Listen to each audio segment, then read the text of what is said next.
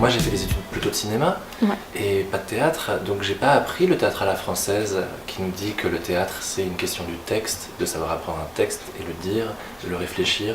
Moi je suis tombé amoureux de comédiens et je suis tombé amoureux de personnes sur un plateau de théâtre et du coup amoureux des personnes ça veut dire amoureux de leur capacité à penser mais aussi de leur capacité à être, tout simplement à se déplacer, à se mouvoir. Ce déplacement-là sur un plateau, il crée du sens. L'organisation de ce sens, ça s'appelle déjà de la chorégraphie. Donc je fais des spectacles qui ressemblent à l'époque d'aujourd'hui. Un peu de théâtre, un peu de cirque, un peu de danse, un petit peu d'art visuel, un petit peu de cinéma.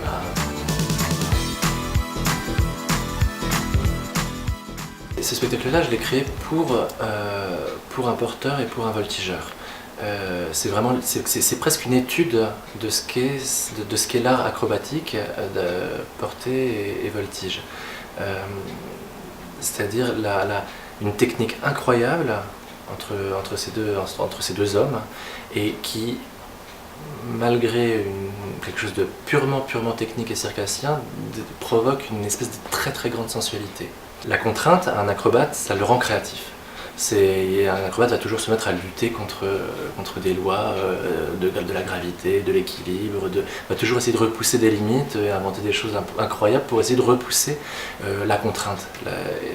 La sueur devient une contrainte à partir du moment où ils glissent, ils sont obligés de se rattraper. Et ce mouvement-là de se rattraper, c'est quelque chose que je trouve vachement beau, le moment où ça pourrait tomber. Et la relation humaine qui se passe entre un porteur et son voltigeur au moment où ça glisse, c'est sublime. Et du coup, c'est comme une étude assez approfondie. Donc je me suis dit, ok, la sueur est l'heure et demie, eh bien, faisons-les suer.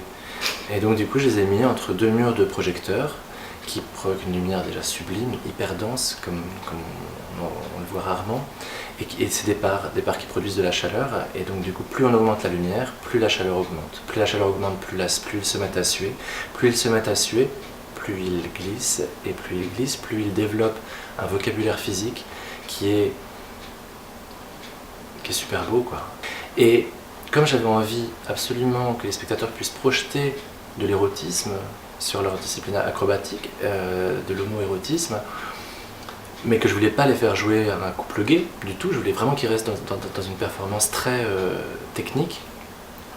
Et bien j'ai demandé à Ronan Chénaud d'écrire un texte, un poème sonore, qui soit une matière sonore qui se mêle à la chaleur, qui se mêle au corps, qui se mêle à la sueur, et qui permette au spectateur de projeter cette sensualité-là. Donc c'est un poème érotique sur un orgasme féminin, un personnage féminin chez elle en pleine canicule qui est seule et qui se met à fantasmer sur le corps de deux hommes qui se touchent, avec un très joli renversement du fantasme habituel d'un homme qui fantasme sur deux lesbiennes.